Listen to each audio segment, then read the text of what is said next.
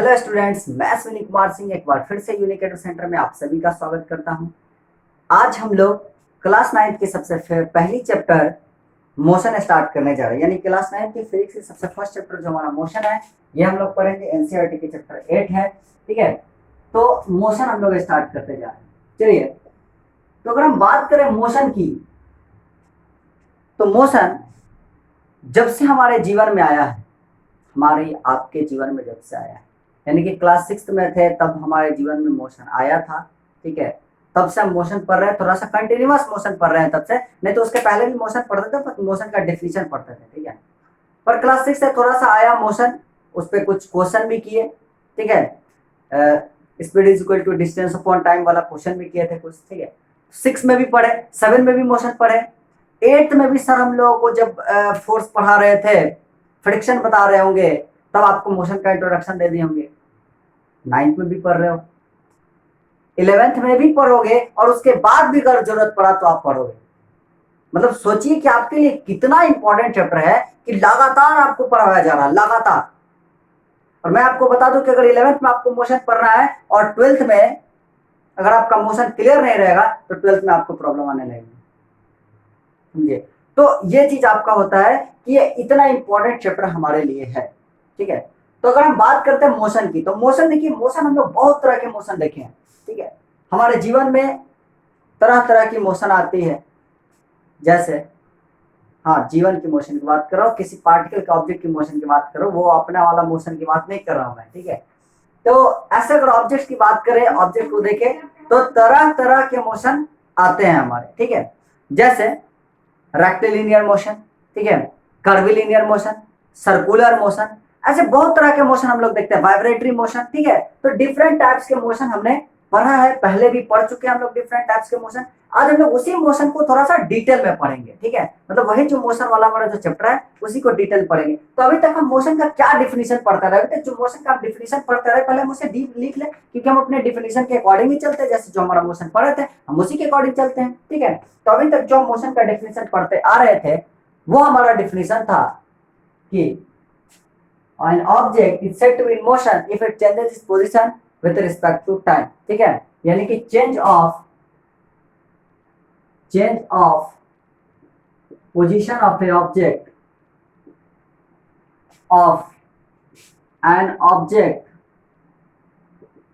with respect to time, मतलब time के respect में किसी ऑब्जेक्ट के पोजीशन के चेंज को हम मोशन कहते हैं, ठीक है। पर अगर मैं कहूं कि यह स्टेटमेंट आपका कंप्लीट नहीं है, तो क्या आप हमारी बातों से एग्री होगे? मैं कहूं कि यह स्टेटमेंट आपका कंप्लीट नहीं है। क्यों कंप्लीट नहीं है? तो क्योंकि सिर्फ और सिर्फ टाइम के ही रिस्पेक्ट में नहीं देखते हैं। मोशन जो होता है हमारा, हम टाइम के अलावा एक रेफरेंस पॉइंट के भी रिस्पेक्ट में देखने वाले हैं। अब आपको लग रहा हो कि कौन सा नया चीज पढ़ा दी है, ग्रेविटेशन मोशन के अलावा कोई रेफरेंस पॉइंट भी सर पढ़ाएंगे क्या? रेफरेंस पॉइंट कोई चैप्टर का नाम नहीं है, ठीक है ना। रेफरेंस पॉइंट एक छोटा सा टॉपिक है, पर है इंपॉर्टेंट, ठीक है। आप 11th में जाएंगे तो as a frame of reference इस चीज को पढ़ेंगे, ठीक है। तो ये बहुत छोटा सा पॉइंट है, इस चीज को आप समझिए। विद रिस्पेक्ट टू टाइम, मैं इस डिफिनेशन में थोड़ा सा ऐड करता हूं, एंड अ रेफरेंस पॉइंट। मतलब अब जो हमारा डिफिनेशन है वो सिर्फ और सिर्फ विद रिस्पेक्ट टू टाइम नहीं रहा, अब इसमें क्या हो गया, एक नया चीज हम लोग ऐड कर दिए, विद अ रेफरेंस पॉइंट। अब रेफरेंस पॉइंट क्या होता है, इस चीज को समझिए, ठीक है। जैसे मान लो कि ये हमारा क्या है, एक ट्रेन की पटरी है, ठीक है, और उसके बगल में अपना एक घर है। वैसे ट्रेन की पटरी के बगल में तो घर होना, जिसका घर होगा वही समझता होगा कि, है ना। ट्रेन के आने जाने के लिए नहीं बोल रहा हूँ, कुछ स्मेल्स भी आते हैं काफी अच्छा खासा, ठीक है। देखो, तो ये हमारा ट्रेन का पटरी है और यहाँ पे दो घर हैं। इस घर का मैंने मान लेते हैं नाम रख दिए, इस घर का नाम रख दिए ए, इस घर का नाम रख दिए बी, ठीक है। और यहाँ पे एक जो हमारी ट्रेन है, वो ट्रेन यहाँ पे ऐसे कुछ जा रही है, ये ऐसे हमारा ट्रेन है, ठीक है। इस ट्रेन में यहाँ पे ऐसे बहुत सारे चक्का है, ठीक है। मान लो कि डीजल ट्रेन है, इसके छत पे आदमी खड़ा हो सकता है, ठीक है। मान लो डीजल ट्रेन, छत पे आदमी बैठ सकता है। वैसे ट्रेन के छत पे यात्रा करना एक अपराध भी है, ठीक है। और उचित भी नहीं है, इसमें काफी खतरा हो सकता है, एक्सीडेंट भी हो जाते हैं, ठीक है, कई केसेस में। पर मान लेते हैं एज एग्जांपल हम ले लेते हैं, बहुत सारे गांव देहात में देखे आदमी को छत पर जाते हुए, ठीक है। तो एज एग्जांपल ले लेते हैं कि मान लेते हैं कि यहाँ पर एक इंसान ऐसे बैठा हुआ है आराम से, और यहाँ पर भी एक इंसान बैठा हुआ है आराम से। इसका नाम इंसान का पी है, इसका नाम इंसान का क्यू है, ठीक है। अब ट्रेन ऐसे मोशन कर रही है, ट्रेन यहाँ से इधर से ए से बी की तरफ ट्रेन जा रही है, मतलब ट्रेन इधर से इधर बढ़ रही है, और ये पी क्यू दोनों ट्रेन के ऊपर बैठे हुए हैं। अब समझिए पी क्यू जो ट्रेन के ऊपर बैठा हुआ है, अगर पी क्यू को देख रहा है, मतलब ये पी इस क्यू को देख रहा है, तो क्या क्यू मोशन कर रहा है? अरे जैसे वो ट्रेन के पे बैठा हुआ है, वैसे ये भी ट्रेन पे ऐसे सामने बैठा हुआ है, जैसे हम लोग बस में बैठते हैं। बस में वो बैठा उधर, हम बैठे इधर, मतलब बस मूव कर रहा है, पर हम दोनों तो मूव नहीं कर रहे, हम दोनों तो बैठे के बैठे हैं, है ना। मतलब अगर पी देख रहा है क्यू को, तो क्यू जो है मोशन नहीं कर रहा है। पर इसी क्यू को अगर ए देखेगा, तो क्या क्यू मोशन कर रहा होगा? क्योंकि ए तो उस ट्रेन के बाहर है, ये तो अपने छत पे खड़ा है, यहाँ पे कोई ऑब्जेक्ट है, कोई आदमी है जो कि अपने छत पे खड़ा है, खड़ा होकर के देख रहा है, तो देख रहा है कि क्यू भी मोशन कर रहा है, पी भी मोशन कर रहा है। मतलब एट द सेम टाइम ये जो क्यू था वो पी के रिस्पेक्ट में मोशन नहीं कर रहा था, पर ए के रिस्पेक्ट में मोशन कर रहा है। अब बोला कि ठीक, तो बी भी बोला ठीक है, तो हम देखते हैं कि भाई मेरे रिस्पेक्ट में मोशन कर रहा है कि नहीं कर रहा। बी जब अपने छत पर से झांक करके देखा, तो देखा कि अरे ये तो मोशन कर रहा है, मतलब बी के भी रिस्पेक्ट में मोशन कर रहा है, ए के भी रिस्पेक्ट में मोशन कर रहा है। मोशन किसके रिस्पेक्ट में नहीं कर रहा है? तो पी के रिस्पेक्ट में नहीं कर रहा है। क्यों नहीं कर रहा? क्योंकि वो उसके साथ बैठा हुआ है छत पर, समझे। तो देखिए ये जो पॉइंट पी और पॉइंट क्यू है, ये इसका मोशन क्या टाइम पे डिपेंड कर रहा है? टाइम जब ये यहां से बैठ करके देख रहा था तब भी चेंज हो रहा था, और वही टाइम जब इस छत पर बैठ करके देखा तब भी चेंज होगा। मतलब टाइम दोनों केस में चेंज होगा। अगर हम यहां से देखेंगे बैठ करके तो भी टाइम हमारा चेंज होने वाला है, अगर हम इस छत पर बैठ करके देखेंगे तो भी हमारा टाइम चेंज होने वाला है। तो किसी भी ऑब्जेक्ट को हम कह सकते हैं कि ऑब्जेक्ट मोशन में है या ऑब्जेक्ट मोशन में नहीं है, तो सिर्फ और सिर्फ टाइम ही इसके लिए इंपॉर्टेंट नहीं है। यह भी देखना होगा कि हम कहां से उस चीज को देख रहे हैं, और जहां से उस चीज को देख रहे होते हैं, जिस पॉइंट से उस चीज को देख रहे होते हैं, वो पॉइंट हमारा रेफरेंस पॉइंट कहलाता है, ठीक है। मतलब कि एक ऐसा पॉइंट, एक फिक्स पॉइंट, एक फिक्स ओरिजिन जिसके रिस्पेक्ट में ऑब्जेक्ट मोशन कर रहा है। चलिए रेफरेंस पॉइंट को एक और एग्जांपल से समझाते हैं। दूसरा एग्जांपल, जैसे मान लो कि आप अपने घर से बाहर निकले, गेट पर खड़े हो, खूबसूरत चीजें देख रहे हो, ठीक है। तो आप गेट पर खड़े होकर के देख रहे हो, यूं बगल से एक बाइक आया और सट से ऐसे निकल गया, एकदम सुर से ऐसे निकल गया, ठीक है। तो बगल से जो बाइक आया, आप बाइक का मोशन कैसे देखें? आपको कैसे पता चला कि वो बाइक मोशन कर रहा है? क्योंकि आप जो देखे वो अभी कुछ समय पहले वो आपके ठीक सामने था, यानी कि आपके घर के ठीक सामने था, और कुछ समय बाद वो जो बाइक है वो काफी दूर चला गया किसी और के घर के सामने, ठीक है। मतलब एज ए रिफरेंस पॉइंट के टर्म में, मतलब कि वही जो बाइक था, अभी देखिए ये जो बाइक, जब यहां पर वो बाइक था, ये जब बाइक था, तो इसके रिस्पेक्ट में आप देख रहे थे, यानी कि इस पोजीशन के रिस्पेक्ट में आप देखें कि ये इसके सामने है, और कुछ सेकंड बाद ये इसके रिस्पेक्ट में आप देखें कि कुछ सेकंड बाद ये जो है अब इसके सामने नहीं है, अब इसके सामने आ चुका है। तो जिसके सामने से देखते हैं, जो हमारा फिक्स पॉइंट होता है जहां से हम देखते हैं, वो पॉइंट हमारा रेफरेंस पॉइंट कहलाता है, समझे। अभी यहाँ पे देख रहे थे तो इसके सामने था, और कुछ देर बाद देखे तो ये इसके सामने आ गया, समझ आ रहा ना। अभी इसके सामने था, अभी कुछ समय बाद ये इसके सामने आ गया। तो जिस पॉइंट से मोशन को देखेंगे वो पॉइंट हमारा क्या कहलाएगा? रेफरेंस पॉइंट कहलाएगा, ठीक है। तो आप यहां से देख रहे हो तो ये ऑब्जेक्ट, ये बाइक वाला मोशन में है, लेकिन अगर कोई बाइक चला रहा है और उसके पीछे कोई आदमी बैठा है, यही बाइक है और यही बाइक है, इसके एक आगे आदमी बैठा है, एक पीछे आदमी बैठा है, क्या पीछे वाला आदमी जो पीछे बैठा है बाइक के, जो बाइक के पीछे बैठा है आदमी, अगर बाइक इधर से जा रही है तो बाइक अपने पोजीशन को चेंज कर, आप अपने एकदम क्लियरली देख पा रहे हो, आप उसके मोशन को क्लियरली देख रहे हो। पर जो पीछे बैठा है आदमी, ठीक है, मतलब मान लेते हैं हम बाइक ड्राइव कर रहे हैं और मेरे पीछे कोई बैठा हुआ है, ठीक है, और जो पीछे बैठा हुआ है, क्या उसके रिस्पेक्ट में हम मोशन में है? नहीं है।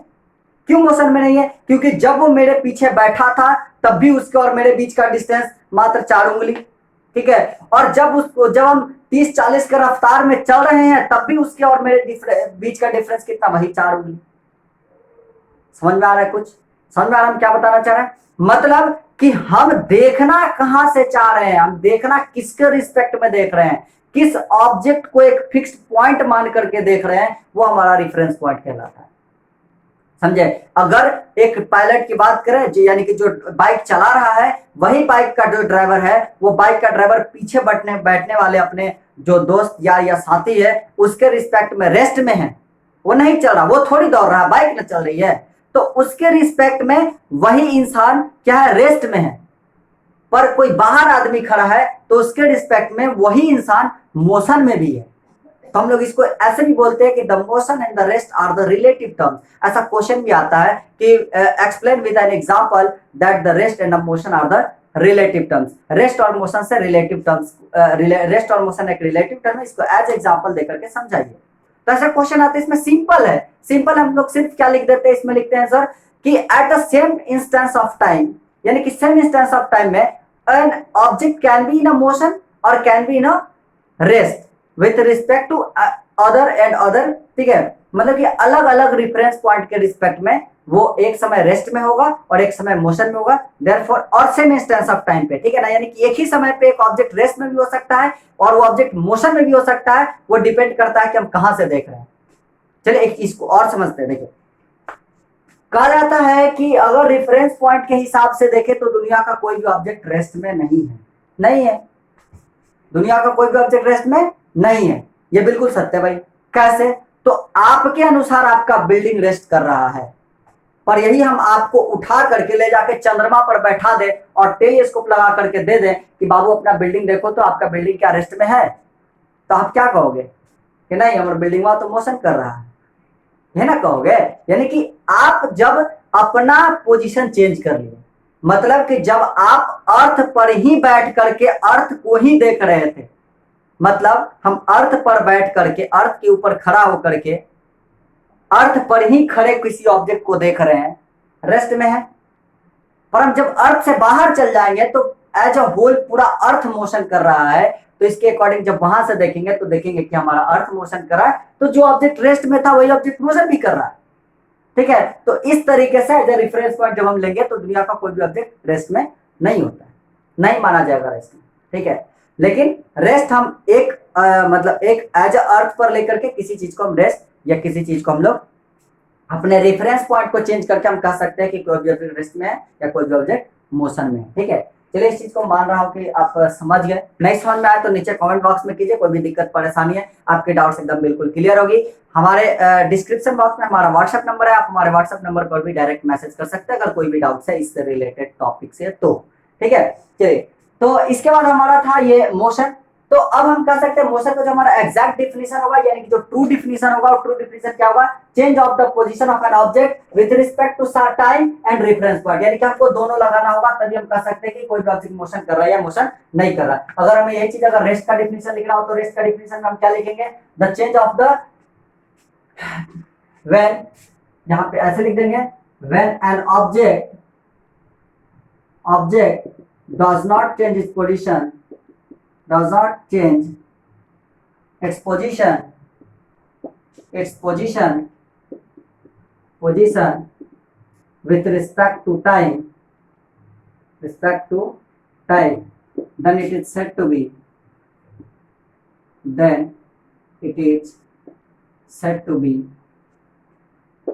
be at rest। तो हम लोग कहेंगे क्यों क्या है, रेस्ट में। क्लियर? चलिए, ये तो रेस्ट और मोशन की बात होगी। रेस्ट मोशन हम पहले से भी पढ़ चुके थे कि रेस्ट और मोशन क्या होता है। ठीक है, पर एक और इंपॉर्टेंट टॉपिक इस चैप्टर में लोग पढ़ने वाले हैं, वो है हमारा स्केलर और वेक्टर क्वांटिटीज। ठीक है, स्केलर और वेक्टर क्वांटिटीज। चलिए उन चीजों को भी समझते हैं। सबसे पहला चीज, स्केलर और वेक्टर क्वांटिटीज से पहले बताइए हमें कि फिजिकल क्वांटिटी क्या होता है। ठीक है, फिजिकल क्वांटिटी क्या होता है। देखिए हमारे पास एक टर्म आता है physical quantity. Scalar vector quantity से पहले हम फिजिकल क्वांटिटी समझते हैं। ठीक है, फिजिकल क्वांटिटी,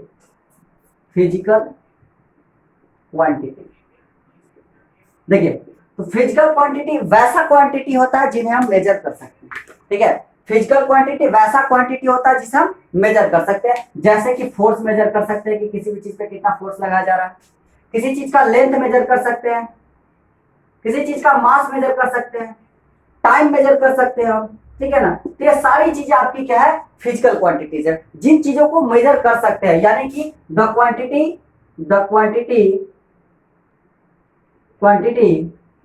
विच कैन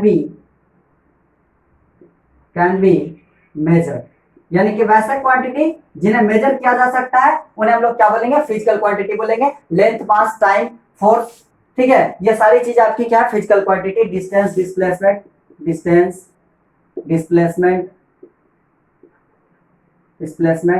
ये सारी चीज आपकी क्या है, फिजिकल क्वांटिटी। अब हम बात करें अगर नॉन फिजिकल क्वांटिटी, तो जिन्हें मेजर कर सकते हैं उन्हें physical quantity. The quantity which can not be measure are called, the quantity which cannot be measured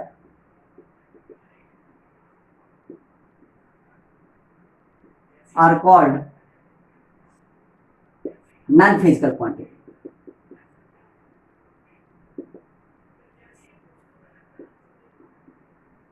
non physical quantity में क्या आता है, जिन्हें मेजर नहीं किया जा सकता है। हाँ भाई, तो नॉन फिजिकल क्वांटिटी में आता है क्या, लव। हम आपसे कितना प्यार करते हैं, इस चीज को आप मेजर नहीं कर सकते। अगर ये मेजर होता तो दुनिया में कोई बंदा सिंगल ही नहीं होता, है ना। तो लव को आप मेजर नहीं कर सकते। सॉरो, दुख, पेन, चलिए, क्या पेन को आप मेजर कर सकते हो, आपके अंदर कितना पेन हो रहा है, आपको कम मारे पराग से खींच करके एक तबराक जोड़ से आपको कितना चोट लगा, क्या इस चीज का मेजरमेंट हो सकता है क्या, नहीं। हम यही कर सकते हैं कि बहुत ज्यादा या कम, ठीक है, इस चीज को मेजर नहीं कर सकते, ठीक है। हमारी जो फीलिंग्स है, हमारी जो जितनी भी चीजें, दिमाग वाली शक्ति है, इस चीज को हम क्या कर सकते हैं, मेजर नहीं कर सकते, ठीक है। तो ये सारी चीजें क्या कहलाती है, हमारी नॉन फिजिकल क्वांटिटी कहलाती है। मतलब जिसको हम मेजर कर सकते हो फिजिकल क्वांटिटी, जिन्हें हम मेजर नहीं कर सकते वो हमारा क्या हो जाएगा, नॉन फिजिकल क्वांटिटी। अब मेजर नहीं कर सकते तो इन क्वांटिटी से हमें कोई मतलब ही नहीं है, ठीक है ना। यानी कि अगर मेजर नहीं कर सकता है तो इसको फिजिक्स में ला करके क्या करेंगे भाई, मेजर नहीं कर सकते फिजिक्स में ला करके, इससे कोई कैलकुलेशन नहीं होगा, है ना। तो इसको हम लोग हटा देते हैं। जिन्हें मेजर कर सकते हैं उन्हीं के बारे में पढ़ते हैं, यानी कि फिजिकल क्वांटिटी को मेजर कर सकते हैं तो फिजिकल क्वांटिटी के बारे में पढ़ते हैं। तो देखिए, अगर हम फिजिकल क्वांटिटी के बारे में पढ़े तो फिजिकल क्वांटिटी हमारा दो भाग में डिवाइड हो जाता है, ठीक है। देखिए, ये जो हमारा फिजिकल क्वांटिटी है, ये फिजिकल क्वांटिटी अब दो भाग में बढ़ जाता है। एक जो भाग होता है आपका स्केलर का, और दूसरा जो भाग होता है आपका वेक्टर का, ठीक है। मतलब पहला होता है हमारा स्केलर क्वांटिटी और दूसरा जो भाग होता है वेक्टर का क्वांटिटी, और तीसरा एक और भाग होता है जिन्हें हम बोलते हैं टेंसर क्वांटिटी। स्केलर, वेक्टर और टेंसर आपको नहीं पढ़ना है, टेंसर पढ़ना है हायर क्लास में। हायर क्लास का मतलब 11 12 तक भी टेंसर का जरूरत नहीं पड़ता, उसके बाद, ठीक है ना। टेंसर क्वांटिटी उसके बाद पढ़ते, 11 12 तक भी टेंसर क्वांटिटी की जरूरत नहीं पड़ती। स्केलर वेक्टर क्वांटिटी की जरूरत पड़ती है 11th में जाएगा तो वेक्टर एक चैप्टर ही मिलेगा आपको पढ़ने के लिए, ठीक है। हम स्केलर और वेक्टर क्वांटिटी समझते हैं कि स्केलर और वेक्टर क्वांटिटी क्या होता है। देखिए, अब जितना भी क्वांटिटीज हमारा था जिन्हें हम मेजर कर सकते हैं, वो दो तरीके से मेजर कर सकते हैं। यानी कि उसको जब हम मेजर करके जब रिप्रेजेंट करेंगे, जब किसी को बताएंगे, तो दो तरीके से बता सकते हैं, ठीक है। एक जो हमारा स्केलर क्वांटिटी है, जिनको बताने के लिए हमें डायरेक्शन की जरूरत नहीं पड़ती है, मतलब इनको रिप्रेजेंट करने के लिए, इसको समझाने के लिए हमको डायरेक्शन की जरूरत नहीं पड़ती है, ठीक है। जैसे कि हम बता देते हैं कि इस तरीके से मास, ठीक है, जैसे ऑब्जेक्ट का मास है 5 kilo, 6 kilo, 8 kilo, 10 kilo, 12 kilo, इसे आपको, इसमें आपको बताने के लिए डायरेक्शन की जरूरत नहीं पड़ती है, तो एक स्केलर क्वांटिटी, ठीक है। लेंथ, ये लेंथ है 5 मीटर, इसका लेंथ है। अगर ये मान लेते हैं कि ये मार्कर है और इसका 10 सेंटीमीटर, अगर इस मार्कर का लेंथ है, मतलब 10 सेंटीमीटर इसका लेंथ है, इसमें हमको डायरेक्शन की जरूरत नहीं पड़ेगी 10 सेंटीमीटर की, इधर से भी नापो तो 10 सेंटीमीटर, इधर से भी नापो तो 10 सेंटीमीटर इसका लेंथ, ठीक है। तो ये इसका लेंथ अगर 10 सेंटीमीटर, यानी कि लेंथ इसका 10 सेंटीमीटर, बस क्लियर है, ठीक है।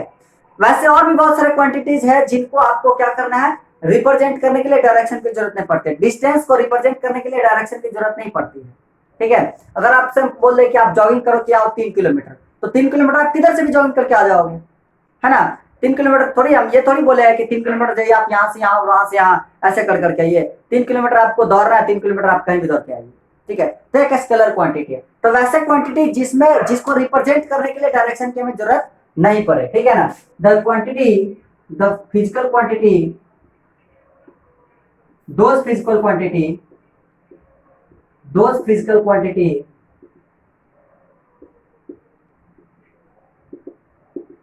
which does not require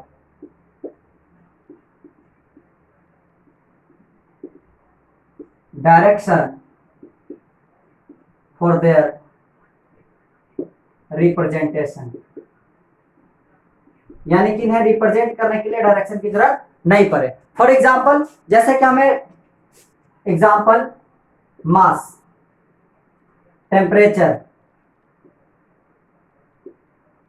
इन सब चीजों को रिप्रेजेंट करने के लिए हमें डायरेक्शन की जरूरत नहीं है। समझ रहे हो ना? मास, टेम्परेचर, डिस्टेंस, इन्हें रिप्रेजेंट करने के लिए हमें डायरेक्शन की जरूरत नहीं। ठीक है, अब कुछ क्वांटिटी है जिन्हें रिप्रेजेंट करने के लिए हमें डायरेक्शन की जरूरत पड़ती है। वर्क भी हो गया, ऐसे बहुत सारे क्वांटिटीज है। ठीक है, चलिए, तो वेक्टर क्वांटिटी वैसा क्वांटिटी होता है जिसे रिप्रेजेंट करने के लिए आपको डायरेक्शन का जरूरत पड़ेगा। इस चीज के बारे में अभी समझ रहे हैं। इस चीज के बारे में थोड़ा सा डिस्टेंस और डिस्प्लेसमेंट में चल करके समझेंगे स्केलर और वेक्टर क्वांटिटी को। ठीक है, जैसे अभी हम समझा रहे हैं इसको वेक्टर क्वांटिटी को। देखिए, जैसा मान लो कि कुछ क्वांटिटी ऐसे होते हैं जिन्हें हमें क्या कर, जब हम उन्हें रिप्रेजेंट करते हैं तो हमें उनको डायरेक्शन का जरूरत पड़ जाता है। डायरेक्शन बताना पड़ेगा। ठीक है, जैसे देखिए हम बताते हैं क्या होता है। जैसे अगर हम कहें कि यहाँ पे पहले इसका डेफिनेशन लिख देते हैं, those physical quantities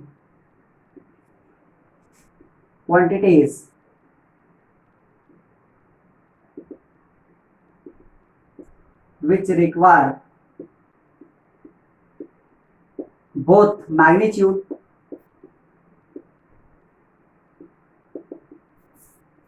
as well as direction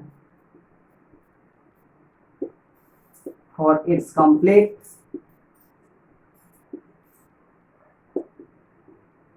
representation. मतलब इसके कंप्लीट रिप्रेजेंटेशन के लिए आपको क्या चाहिए? डायरेक्शन भी चाहिए और मैग्नीट्यूड भी चाहिए। ठीक है, मतलब इसको बोल रहे थे कि 10 डिग्री सेल्सियस, 20 डिग्री सेल्सियस, तो ये सिर्फ मैग्नीट्यूड था। ठीक है, 10 डिग्री सेल्सियस कितना डिग्री, ये सारा मैग्नीट्यूड है। मास है तो 5 किलो, 6 किलो, 8 किलो, सिर्फ मैग्नीट्यूड है। ठीक है, डायरेक्शन है हमारा जो डिस्प्लेसमेंट है तो 5 किलोमीटर, 6 किलोमीटर, 8 किलोमीटर, हमारा क्या है? सिर्फ और सिर्फ आपका क्या है? एक मैग्नीट्यूड है। ठीक है, बट जब आप वेक्टर की बात करेंगे तो वेक्टर में मैग्नीट्यूड और डायरेक्शन दोनों की जरूरत पड़ेगी। अगर वेक्टर की बात करेंगे तो वेक्टर में मैग्नीट्यूड और डायरेक्शन दोनों की जरूरत पड़ेगी आपको। ठीक है, जैसे हम आपको समझाते हैं, एग्जांपल लिख लो पहले वेक्टर्स की। एग्जांपल में वेक्टर कहा जाता है फोर्स।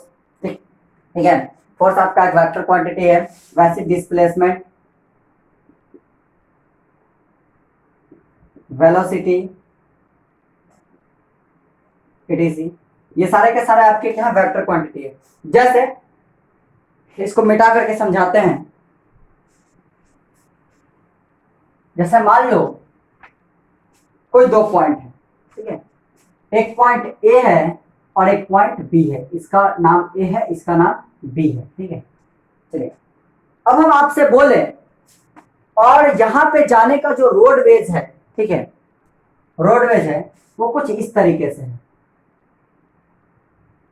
मतलब कि आपको यहां से ऐसे जाना होगा। ठीक है, ऐसे है, इसका कोई फिक्स शेप नहीं है। ठीक है, कुछ इस तरीके से है। ठीक है, ये जो है इस तरीके से आपका है। ठीक है, जाने का रास्ता।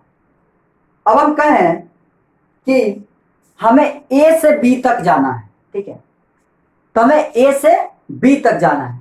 तो ए से बी तक जाना है तो हम क्या करेंगे? ये यूं ऐसे आकर के हम यहां से यहां तक चले जाएंगे। ठीक है, तो ऐसे हम इधर से चलना स्टार्ट करेंगे, इस रास्ता को पकड़ करके, और रास्ता पकड़ करके हम आराम से ऐसे बी तक पहुंच जाएंगे। ठीक है, दूसरा चीज हम इस तरीके से इसमें पूछ सकते हैं कि what is the distance between A and B? A और बी का बीच का डिस्टेंस क्या है? देखिए हम बता रहे हैं सबसे पहला चीज एक डिस्टेंस और डिस्प्लेसमेंट। हम ये पूछ रहे हैं कि ए से बी तक हमें जाना है तो हम कोई रास्ता फॉलो करेंगे। ठीक है, हमें ए से बी तक, ए पॉइंट से स्टार्ट करना, बी पॉइंट तक जाना है, तो जाने के लिए हम किसी रास्ते को पकड़ करके जाएंगे, चाहे रोडवेज जाए चाहे एयरवेज जाए, कोई ना कोई हम रास्ता पकड़ करके जाएंगे। ठीक है, तो जिस रास्ते से जा रहे हो रास्ते का तो एक पाथ हो गया। ठीक है, पर अगर हम आपसे कहें, एक तो आप रास्ता समझ गए, दूसरा हम आपसे तरीके से पूछे कि ए और बी के बीच का डिस्टेंस कितना है। मान लेते हैं ए शहर है मुंबई, बी शहर है बड़ोदरा, तो बताइए कि मुंबई और बड़ोदरा के बीच का डिस्टेंस क्या है। तो मुंबई और बड़ोदरा के बीच का जो डिस्टेंस होगा, हम डिस्टेंस इस लेंथ को नहीं बताएंगे, हम डिस्टेंस इस लेंथ को बताएंगे। समझा रहा, हम डिस्टेंस इस लेंथ को बताएंगे, यानी कि इस लेंथ का नाम रख देते हैं पी, इस लेंथ का नाम रख देते हैं क्यू। तो ए और बी के बीच का जो डिस्टेंस है वो पी है, ठीक है। पर ए से बी तक कोई गया इंसान तो वो क्यू डिस्टेंस कवर किया, ठीक है।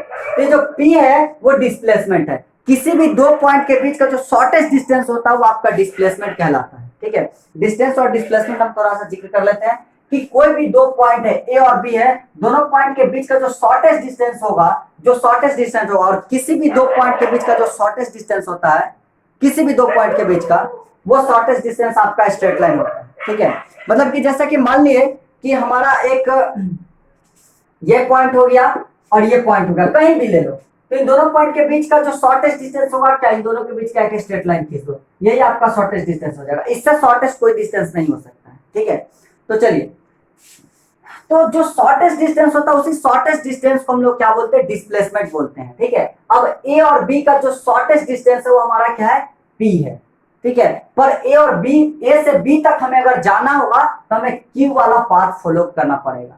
तो डिस्टेंस जो होता है हमारा, डिस्टेंस का मतलब actual length of path, actual length of path followed by the traveller या फिर जो भी चीज होगा ऑब्जेक्ट, ठीक है। यानी कि कोई भी ऑब्जेक्ट जो एक्चुअल लेंथ ऑफ पाथ किसी दो पॉइंट के बीच में ट्रेवल कर रहा है वो एक्चुअल लेंथ ऑफ का डिस्टेंस कहलाएगा, ठीक है। और जो दोनों पॉइंट के बीच का जो शॉर्टेस्ट पाथ होगा वो शॉर्टेस्ट पाथ आपका क्या कहलाएगा, डिस्प्लेसमेंट कहलाएगा। चाहे वहां से रास्ता हो या रास्ता नहीं हो, ये भी बात समझिए, रास्ता हो या रास्ता नहीं हो, इट डज नॉट मैटर। मतलब अगर इसके बीच में पहाड़ हो, खाली हो, पानी हो, इससे कोई मतलब नहीं है। ए और बी पॉइंट के बीच का जो डिस्टेंस हो पी किलोमीटर है, ठीक है ना। मतलब ए जो शहर है बी शहर से पी किलोमीटर दूरी पर स्थित है। ए शहर जो बी शहर से पी किलोमीटर दूरी पर स्थित है, पर अगर ए से बी तक आपको जाने के लिए क्यू डिस्टेंस कवर करना पड़ेगा, ठीक है। तो यहाँ पे पी आपका क्या है, डिस्प्लेसमेंट है, क्यू आपका क्या है, डिस्टेंस है। अब हमको एक चीज और समझाते हैं, देखिए रास्ता ऐसे भी हो सकता है, रास्ता हम ऐसे भी जा सकते हैं, रास्ता हम सीधे भी जा सकते हैं, ठीक है। तो जिस रास्ते को आप फॉलो करिएगा वो रास्ता आपका डिस्टेंस कहला जाएगा। तो डिस्टेंस इस बात पे नहीं पड़ेगा कि आपको इसी रास्ते पे जाना है तो जाना है, ठीक है। डिस्टेंस में ऐसा शॉर्टेस्ट डिस्टेंस वाला या लॉन्गेस्ट डिस्टेंस वाला कोई ये यहाँ पे टर्म एंड कंडीशन नहीं लगाया जा रहा है, ठीक है। तो आप कोई भी रास्ता चुन सकते हो, आप पे डिपेंड करता है कि आप ये रास्ता चुन करके जाओगे, ये रास्ता चुन करके जाओगे या ये रास्ता चुन करके जाओगे, वो आप पे डिपेंड करता है। आप कोई भी रास्ता चूज करके ए से बी पॉइंट के बीच में पहुंच सकते हो, ये आपका कहलाएगा डिस्टेंस। अगर ये रास्ता चुनोगे तो इस रास्ते का डिस्टेंस पी, तो ए से बी पॉइंट के बीच में आपके लिए जो डिस्टेंस हुआ वो क्यू डिस्टेंस हुआ। अगर मान लेते हैं ये आर हो जाता, ये टी हो जाता, तो अगर आप आर वाला डिस्टेंस, अगर आप आर वाला रास्ता चूज करते तो ए और बी पॉइंट के बीच में आपके लिए डिस्टेंस आर हो जाता, और टी वाला रास्ता चूज करते तो आपके लिए क्या हो जाता, डिस्टेंस टी हो जाता। पर सबके लिए अगर मान लेते हैं कि चारों रास्ता से, तीनों रास्ता से अलग अलग इंसान जा रहा है, तो सबके लिए जो डिस्प्लेसमेंट होगा वो पी होगा। और डिस्प्लेसमेंट के लिए हमेशा जो हमारा शॉर्टेस्ट पाथ के लिए एक फिक्स डायरेक्शन में आपको क्या करना होगा, लाइन खींचना होगा। आप यहां से ऐसे लाइन खींच करके शॉर्टेस्ट डायरेक्शन नहीं पा सकते हो, यहां से ऐसे लाइन खींच करके शॉर्टेस्ट डायरेक्शन नहीं पा सकते हो। आपको हर हाल में इसी डायरेक्शन में लाइन खींचना होगा, हर हाल में इसी डायरेक्शन में लाइन खींचना होगा, ठीक है। तो यहाँ पे डिस्प्लेसमेंट के लिए एक फिक्स डायरेक्शन हो गया कि आप इसी डायरेक्शन में जाओगे तभी आप शॉर्टेस्ट डिस्टेंस पर पहुंच पाओगे, आप इस डायरेक्शन में नहीं जाओगे तो शॉर्टेस्ट डिस्टेंस पर नहीं पहुंच पाओगे, ठीक है। तो डिस्प्लेसमेंट के लिए हमेशा एक फिक्स डायरेक्शन होता है, इसलिए डिस्प्लेसमेंट को हम लोग क्या बोलते हैं, वेक्टर क्वांटिटी बोलते हैं, क्योंकि डिस्प्लेसमेंट को रिप्रेजेंट करने के लिए आपको डायरेक्शन देना पड़ता है, ठीक है। जैसे मान लेते हैं कि आप डिस्प्लेसमेंट रिप्रेजेंट करते हो खुद भी कहीं कहीं, ठीक है। जैसे कि हम गेट से बाहर खड़े हैं और हमें पूछ देता है कि भैया ये फल्ला स्कूल कहाँ है, तो हम बोल देते हैं कि सीधे चले जाइए, सीधे सीधे। तो पूछ देता है कभी कभी कितना दूर, तो सीधे 2 किलोमीटर चले जाइए, हम बिल्कुल सीधे 2 किलोमीटर चले जाइए। अब बिल्कुल सीधे 2 किलोमीटर चले जाइए तो हम क्या बोल रहे हैं, यहाँ पे मैग्नीट्यूड भी बोल रहे हैं 2 किलोमीटर और डायरेक्शन भी बोल रहे हैं कि बिल्कुल सीधे जाइए। तो दोनों चीज यहाँ पे हम रिप्रेजेंट कर रहे हैं, दैट मीन्स हम यहाँ पे डिस्प्लेसमेंट की बात कर रहे हैं, वेक्टर क्वांटिटी की बात कर रहे हैं, समझे। अगर हम बोलते कि मतलब कि सिर्फ और सिर्फ उसे डिस्टेंस बता देते, ठीक है, यानी कि वो आकर के हमसे पूछता कि भैया हमें ये स्कूल जाना है, ठीक है, मतलब कि हमें फल्ला स्कूल, जो भी फल्ला स्कूल था, हमें फल्ला स्कूल जाना है, ठीक है। तो हम उसे ये नहीं बताते कि यहां से 2 किलोमीटर इधर चले जाइए। अगर हम ये डायरेक्शन नहीं देते, उसको सिर्फ मैग्नीट्यूड बता देते हैं, भैया 5 किलोमीटर पड़ेगा, आप जिधर से चले जाइए, ठीक है, तो वो उसका क्या होता है, डिस्टेंस होता है। ठीक है, आप इधर से जाइए, मतलब 5 किलोमीटर उसके बीच का डिस्प्लेसमेंट हम बता दिए, या फिर 2 किलोमीटर उसके बीच का डिस्प्लेसमेंट बता दिए, बाकी आप अलग अलग रास्ते से जाइएगा तो आपका अलग अलग डिस्टेंस कवर करेगा। मतलब हम उसको ये नहीं बताया कि रास्ता नहीं बताया, वो आए हमसे पूछा तो बोला कि कितना है, तो हम उसको बोले कि सिर्फ 5 किलोमीटर है। ठीक है, हम उसे रास्ता नहीं बताए हैं, समझिए, वो आया हमसे पूछा कि भैया ये स्कूल कितना दूर है, तो हम बोल दिए 5 किलोमीटर है। तो हम 5 किलोमीटर जब बताए तो हम उसको पाथ नहीं बताया कि आप सीधे जाइए या टेढ़ा जाइए या कुछ जाइए, समझ रहे हो ना, पाथ नहीं बताया उसको, हम बोले हैं कि सिर्फ 5 किलोमीटर है। ठीक है, तो सिर्फ 5 किलोमीटर बोले, इसका मतलब कि सिर्फ हम मैग्नीट्यूड को रिप्रेजेंट कर रहे हैं। इसका मतलब है कि सिर्फ और सिर्फ हम क्या बता रहे हैं, उसे स्केलर बता रहे हैं, वेक्टर नहीं बता रहे। क्लियर, चलिए, तो उसके बाद ये आपका डिस्टेंस और डिस्प्लेसमेंट हो गया। आपका डिस्टेंस का मतलब एक्चुअल लेंथ ऑफ पाथ, यानी कि जो रास्ता एक्चुअली वो कवर कर रहा है, और डिस्प्लेसमेंट का मतलब दोनों के बीच का शॉर्टेस्ट पाथ। ठीक है, अभी डिस्टेंस और डिस्प्लेसमेंट से रिलेटेड कुछ क्वेश्चन करेंगे। पहले डिस्टेंस का आप लिख लीजिए, ये चलिए हम आपको ये भी चीज लिखवा देते हैं। डिस्टेंस का मतलब एक्चुअल लेंथ ऑफ पाथ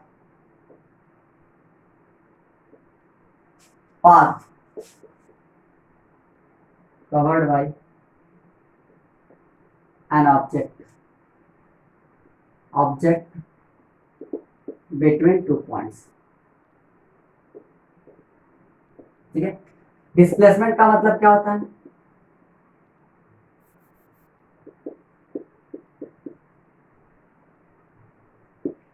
मतलब क्या होता है, shortest path between 2 points. 2 points के बीच का शॉर्टेस्ट पाथ और 2 पॉइंट के बीच का एक्चुअल लेंथ, पाथ का एक्चुअल लेंथ। तो 2 पॉइंट के बीच का एक्चुअल लेंथ आपका डिस्टेंस, 2 पॉइंट के बीच का जो शॉर्टेस्ट पाथ हो गया आपका क्या, डिस्प्लेसमेंट। ठीक है, अब देखिए डिस्टेंस जो होता है it is always positive, it is a scalar quantity and always positive. ये स्केलर क्वांटिटी होता है, हमेशा पॉजिटिव होता है। ठीक है, displacement is a vector quantity, it is a vector quantity, can be positive, negative और जीरो। डिस्प्लेसमेंट आपका पॉजिटिव हो सकता है, नेगेटिव हो सकता है, जीरो भी हो सकता है। अब कहां पे पॉजिटिव होगा, कहां पे नेगेटिव होगा, कहां पे जीरो होगा, समझिए। देखिए वैसे मिटाते हैं, लिख लीजिएगा इसको वीडियो स्टॉप करके। देखिए अब जैसे मान लेते हैं कि हम किसी बॉल को ऊपर फेंकते हैं, ये हमारा ग्राउंड लेवल है, हम किसी बॉल को ऊपर फेंके, बॉल को ऊपर फेंके, यहां से सुर से बॉल ऊपर गया। ठीक है, बॉल ऊपर गया, यहां से ऐसे जाने के बाद बॉल क्या होगा, नीचे गिरेगा। ठीक है, वो सीधे पाथ पे आता है, तो हमको ड्राइंग करने में दिक्कत हो रहा है। ठीक है, बचपन में ड्राइंग क्लास बंक मार देते थे, उसी का नतीजा है।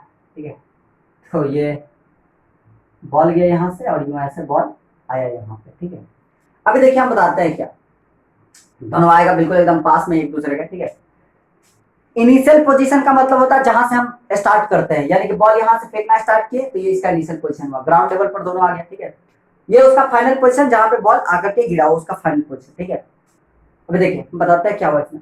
जब बॉल इस डायरेक्शन में गया, जब बॉल ऊपर जा रहा था, जब कोई भी ऑब्जेक्ट मोशन करना स्टार्ट कर दे, जिस डायरेक्शन में मोशन करना स्टार्ट करे उस डायरेक्शन को पॉजिटिव डायरेक्शन बोलते हैं। यानी कि ये डायरेक्शन हमारा क्या है, पॉजिटिव डायरेक्शन है।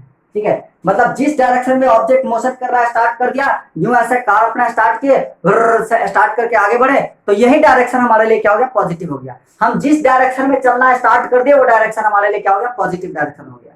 ठीक है, और उसका जो अपोजिट डायरेक्शन होता है वो नेगेटिव डायरेक्शन कहलाता है। यानी कि जब बॉल ए से, मान लेते ये पॉइंट ओ है, ठीक है, और वापस इसी पॉइंट पर आ रहा है, तो इसे हम वापस ही ओ ही मान लेते हैं। ठीक है, दोनों पॉइंट ओ है, तो मान लेते हैं कि जो बॉल था वो पॉइंट से चलना स्टार्ट किया।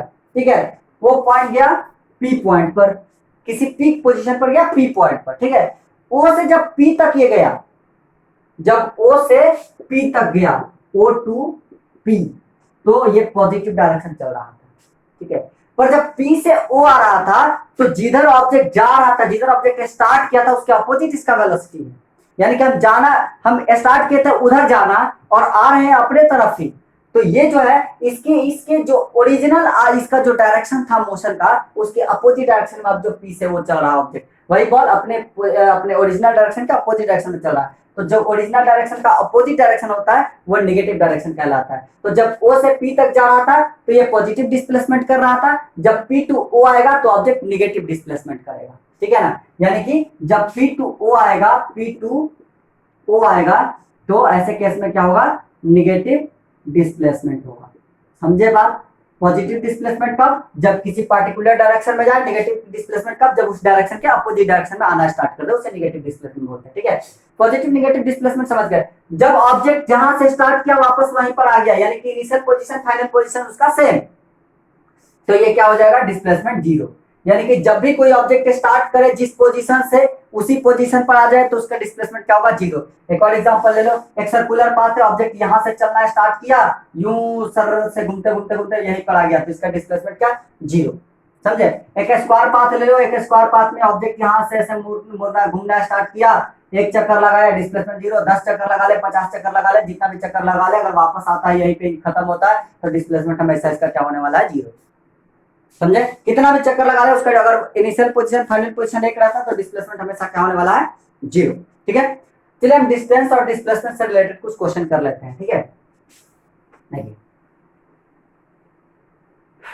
लिखो क्वेश्चन कि हमारे पास क्वेश्चन होगा, देख लेते हैं, एक मिनट क्वेश्चन निकालते हैं। क्वेश्चन है, a body is moving along a circular path of radius r. What is the distance and the displacement of the body when it completes half of the revolution? ठीक है। A body is moving in a circular path of radius r. कोई body है जो कि circular path में घूम रहा है जिसका रेडियस क्या है, r है। अब कह रहा है कि what is the distance and the displacement of the body when it completes half of the revolution? So what is the distance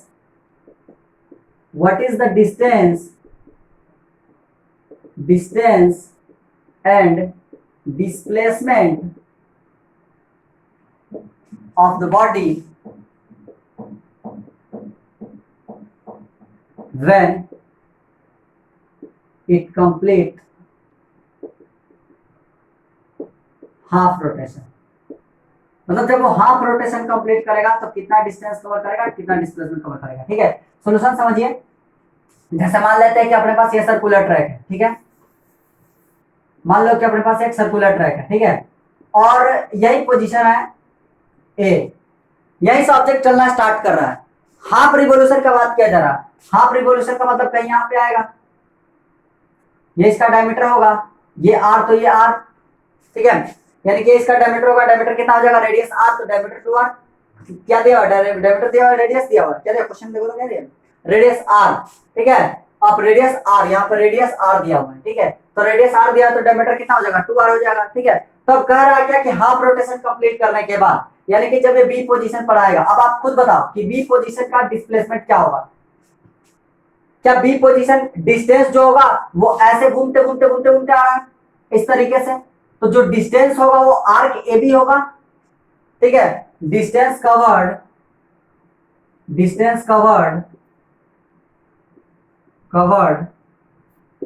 after half revolution equal to length of arc A B. यानी कि जो ए B arc है इसका length distance, और displacement का बात हो जाता है क्या, displacement equal to A B, जो डायमीटर है उसका, ठीक है। डिस्प्लेसमेंट क्या हो जाएगा, A B diameter equal to A B, यानी कि r plus r equal to 2r, यानी कि डिस्प्लेसमेंट कितना हो गया, 2r।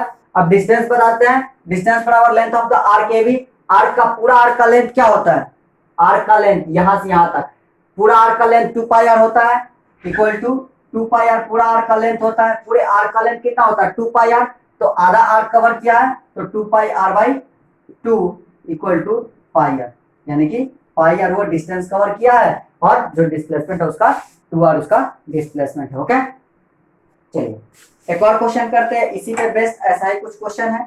ठीक है, इस क्वेश्चन में कहता है क्या कि an athlete complete one round of a circular track of diameter 200 metre. इसको लिख लीजिए, इसको वीडियो पॉज करके तुरंत इसको लिख लीजिएगा। ठीक है, जो भी चीज आपको लिखाया जा रहा है आप इसको नोट्स लिखते जाइए, बढ़ाते जाइए।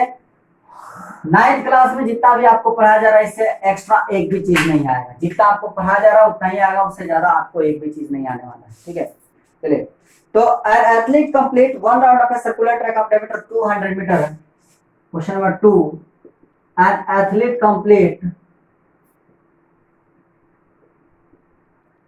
one round of a circular track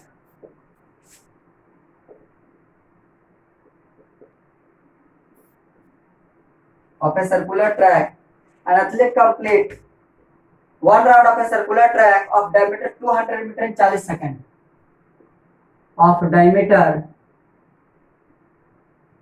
200 metre in 40 second, मतलब कि 40 सेकंड में 200 मीटर का डायमीटर वाला है वो एक सर्कुलर ट्रैक को एथलीट क्या कर जा रहा है, कंप्लीट कर जा रहा है, चक्कर लगा लेना। ठीक है, तो what will be the distance covered and also displacement after the end of, अच्छा ठीक है, तो what will be the distance covered and displacement after end of 2 minute 20 second.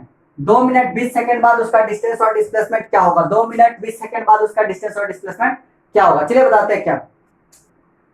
40 second में एक राउंड मार रहा है। ठीक है, सॉल्यूशन 40 सेकेंड एक राउंड, 1 सेकेंड 1/40 राउंड लगाएगा, 1 सेकेंड 1/40 राउंड, तो 2 मिनट 20 सेकंड में कितना सेकंड, 60 गुना 120 140 सेकंड, देयरफॉर 140 सेकंड कितना राउंड, 1/40 गुना 140 कटेगा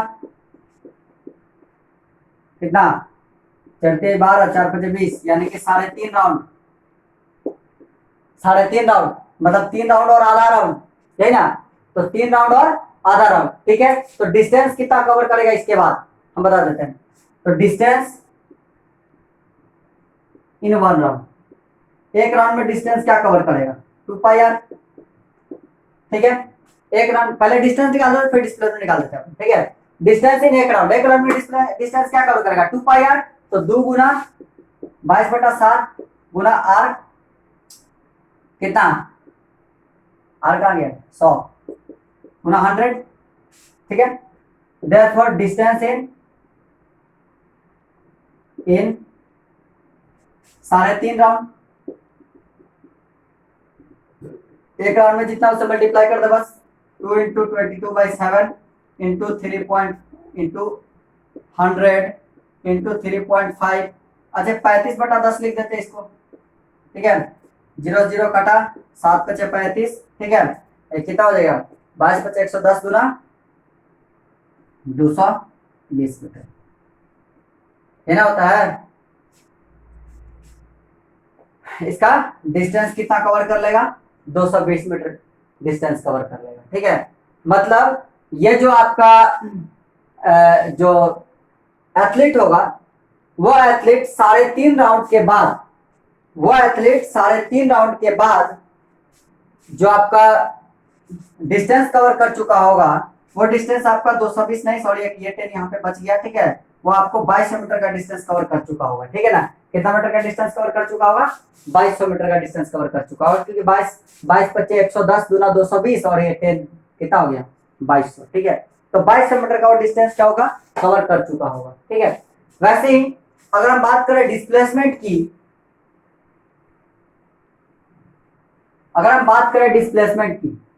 ठीक है, तो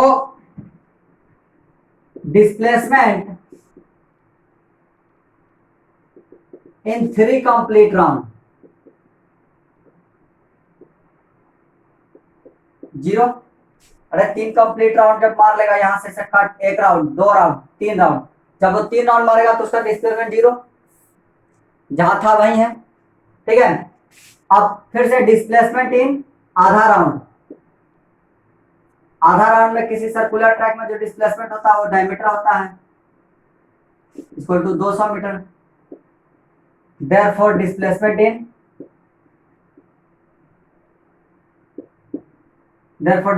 इन कितना round, 3.5 round, equal to 0 plus 3 round और आधा राउंड तो 3.5 राउंड हो गया। 0 प्लस 200 बराबर 200 मीटर। मतलब कि इसका डिस्प्लेसमेंट कितना हो जाएगा, 200 मीटर इसका क्या हो जाएगा, डिस्प्लेसमेंट हो जाएगा। क्लियर, 200 मीटर इसका क्या हो जाएगा, डिस्प्लेसमेंट हो जाएगा। 2200 मीटर क्या हो जाएगा, डिस्टेंस हो जाएगा। कब, 2 मिनट 20 सेकंड बाद, यानी कि 140 सेकंड बाद। ठीक है, तो आप एनसीईआरटी के और भी क्वेश्चंस आप करके रखेंगे नेक्स्ट लेसन में। नेक्स्ट क्लास में हम लोग जो पढ़ेंगे, आज के लिए सिर्फ इतना ही छोड़ देते हैं, ठीक है ना। नेक्स्ट सेशन में जो हम लोग पढ़ेंगे स्पीड वेलोसिटी से रिलेटेड कुछ क्वेश्चंस करेंगे, ठीक है। और इससे कोई भी डाउट हो तो हमारे कमेंट सेक्शन में जरूर अपनी डाउट को दे। चलिए, thank you for watching this video.